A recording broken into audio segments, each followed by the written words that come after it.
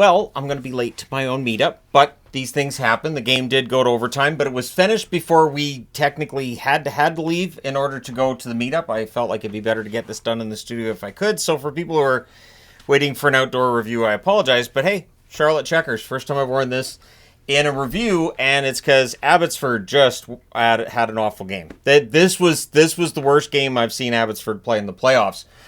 She Loves versus Kakinen. Early Checkers forecheck. Their forecheck was very good in tonight's game, pretty much throughout the whole thing. That led to some pressure. Entwistle has a rush chance that's held. Steves has a net drive chance that's blocked. Trevor Carrick, net feed that's blocked. Abby rushes. I thought Trevor Carrick was very prominent in this one. The Checkers force a turnover, and they score. 3:13 into the first period. It's John Leonard burying one from the doorstep. Rasmus Asplund with the assist, so 1-0 for the Checkers. In fact, the shots are 3-0 4 minutes in. That's about the ratio we get throughout this game. I'm well aware that divided by 0 is infinity. The Canucks score, but the net appeared to be off, so they waved it off, and then they discussed, and they called it a goal. I think they were looking to see whether or not it was kicked. So Sammy Blaine goes posted in. That was before the net came off. Jujhar Khaira with the assist. That's at 4:15. So that lead for Charlotte lasts a minute and 2 seconds. We have a 1-1 tie. Charlotte also emerges with a power play. Blaine goes to the box, so a goal and off to the penalty box. Not great there by Sammy Blaine. That leads to a shorthanded Waters breakaway. That's denied. Leonard has a shot that's saved. There's some pushing there. Puck ends up being cleared. The referee is informed that he sucks. Otherwise, how would he not know? So the Checkers cycle, pucks cleared, the power play's killed off, one shot on net. However, Charlotte's power play that came into this series at 7% has really started to find its game. Abbotsford needs to stay out of the box. They also need to play better. But anyways, so Checkers press after the power play's done. Things get scrummy on a hole by She Loves. The Checkers press at 8 minutes. The fans call one. The referee does not. Lockwood throwing some hits out there. That draws some cheers from the crowd. Then there's an offensive zone penalty by Linus Karlsson. Puts the Checkers back on the power play. And as I said, their power play's getting things together. At 11:14, Skoog wires one glove side from the slot. That makes it 2-1 for the Checkers. And to just illustrate how lopsided this game is, that was the 9th shot for Charlotte. The Abbotsford Canucks had 3. Dislike picking up. Charlotte goes right back to the power play. Things get pushy on a hole by She Loves. Asplund gets denied. The Canucks are really out of sorts at this point in the game. Leonard has a net feed that's held. She Loves comes way out of the net, but he holds on again. That was part of his game there in the first period. Makes you a little nervous. Canucks kill it off thanks to She Loves. The shots are now 15-4 in favor of Charlotte coming off that power play. And it was a very one-sided game. Nielsen has a net drive that's blocked with 3:23 left. It is the first power play of the game for the Abbotsford Canucks, and their power play has been very good throughout these playoffs. Early cycle, things get pushed in a hold by Kakinen. Karlsson's denied on a rebound, and then at 17:48, it is Linus Karlsson who buries one from in close. Blais and Baines with the assists. So Sammy Blais, who was quite popular with the Checkers fans today, he assists on that one. The Checkers look to respond. The game is somehow, someway, 2-2. Charlotte presses in the final minute. Abby ices the puck in the final seconds. They hold on, though, and then things are kind of punchy at the horn. No penalties out of that because they're playoff punches. Second period, early press by the Charlotte Checkers. The fans call one, the referee does not. Blais gets shaken up along the boards. He was slow to leave the ice. And then he has a bit of an argument with fans as he's exiting, because sure, why not? He didn't stay out for very long.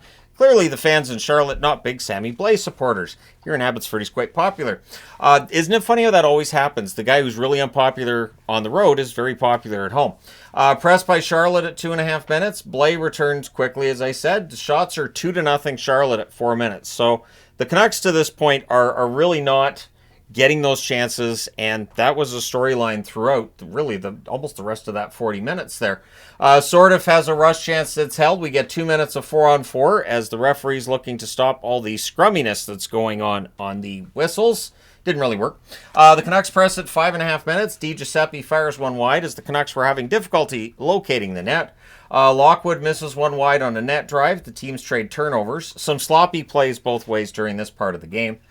Charlotte draws a power play. There's a press by, Charlotte draws a power play. There's a near miss for Sordiff on a net feed. Alsher has a rush chance that's turned aside. We're halfway through the period, and while the Canucks penalty kill has turned out all right, 9 shots through 30 minutes for Abbotsford. 9. And they had 4 the rest of the way in this game. So, if you're going to make it so that your goaltender believes in you guys and everybody's chipping in and all that fun stuff, you need more than 9 shots through 30 minutes and 4 the rest of the way. In fact, the Canucks didn't have a shot the rest of that period. Checkers had 22 shots by that point in the game. So Abby then has a rush that draws a power play. There's a cross-ice pass to Baines that gets blocked. Puck's cleared out. Another clear follows. There's a shorthanded rush by Sordiff. Much better penalty kill by Charlotte than on the first one where the Canucks scored. The power play is killed off, and as previously mentioned, no shots on net for Abbotsford during said power play. Checkers press with 5.5 minutes left. Another power play for Charlotte. There's an early clear and then another. Steves has a shot that's held. That power play is killed off. And a lot of talk about the warmth of the arena at this point. Whether or not that's tiring players out would not surprise me. It was a hot arena for Game 1. It was a hot arena for Game 2 as well, which leads to ice conditions, which happens in the NHL too. It happens in every arena when it's June because hockey's not really designed to be played in June, is it?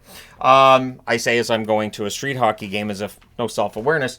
But it felt like we were 20 minutes from overtime as that period came to an end.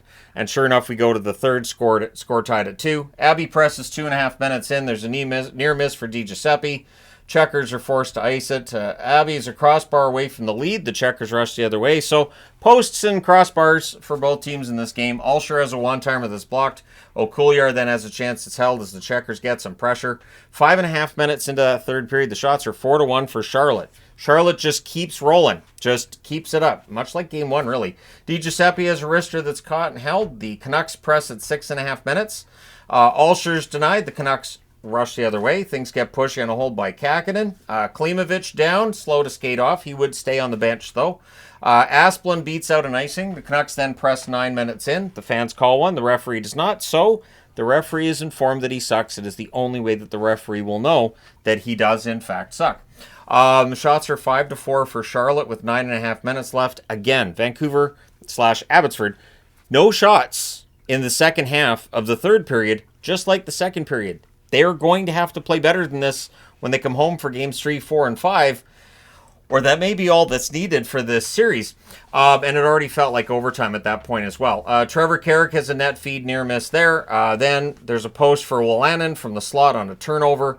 The teams trade rushes. Remember, a post is not a shot on net. Checkers press with 6 minutes left. Benning has a shot that's held. We get some pressure or some pushing. Then we get momentum from Checkers in the closing minutes as they're just keeping that press going. Steves has a chance that's held as Shelovs is doing his best to keep Abbotsford in a game that Abbotsford didn't seem to have a lot of interest in being in at this point. More Charlotte pressure with 3.5 minutes left. The Canucks get pinned down, but they're blocking the net pretty well. And through 60 minutes, we had 13 shots on net for the Abbotsford Canucks. We go to overtime, and there were ice issues that delayed puck drop a bit, and then 16 seconds in, the Canucks get a power play. There's an early cycle, it's cleared, and then the Checkers, they pin it along the boards in their own zone, they clear it again. Great penalty kill, ends up frustrating the Canucks. They take a penalty, so we have 4 seconds of 4-on-4 before it's a Charlotte power play. Early clear, Trevor Carrick has a net drive chance that's held. We then have a face-off, and Benning scores on the face-off win at 4:02. And Sordiff with the assist. So Sordiff's goal-scoring streak comes to an end, but he does get an assist on the game winner.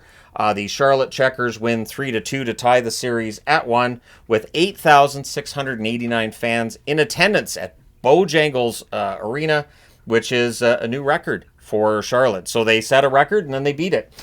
Shots on net, all Charlotte. 16-7 in the first, 13-2 in the second, 10-4 in the third. They had all 3 shots in the overtime, including the shot that matters. Final shots, 42-13 for the Charlotte Checkers. Power plays, the Canucks 1 for 3, the Checkers 2 for 5. Shelov saves 39 out of 42. He was fantastic, but he can't put a stick in the other hand, skate down the ice, and try to get a shot. Kakinen could have just played cards, really, in the second and third and fourth period. 11 saves on 13 shots. He only faced 6 in the final 44 minutes and 2 seconds of the game. Canucks are lucky this got to overtime. Let me know your thoughts in the comment section below. As always, a little shorter than normal because I got to get going. Don't forget to hit like and subscribe in the event you may not have done so already. Thank you guys so much for all your support as always. I will talk to you again soon.